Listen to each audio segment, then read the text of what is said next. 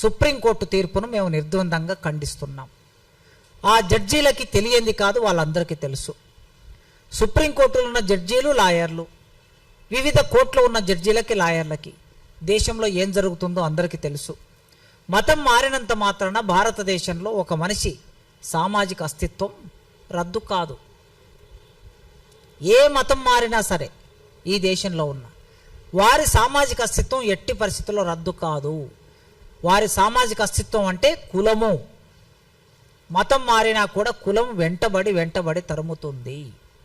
అందుకే కొన్ని సంవత్సరాల కిందట, ఒక 200 సంవత్సరాల కిందట, 100 సంవత్సరాల కిందట భారతదేశంలో ఉన్న దళితులు క్రైస్తవ మతంలోకి వెళ్ళారు. తెలంగాణ లాంటి ప్రాంతంలో కొందరు ఇస్లాం మతంలోకి వెళ్ళారు. మహారాష్ట్ర లాంటి ప్రాంతంలో కొందరు బౌద్ధ మతంలోకి వెళ్ళారు. పంజాబ్ లాంటి ప్రాంతంలో కొందరు సిక్కు మతంలోకి వెళ్ళారు.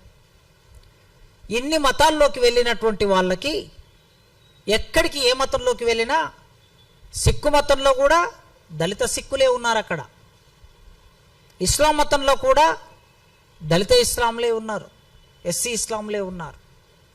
క్రైస్తవ మతంలో కూడా ఎస్సీ క్రైస్తవులే ఉంటారు.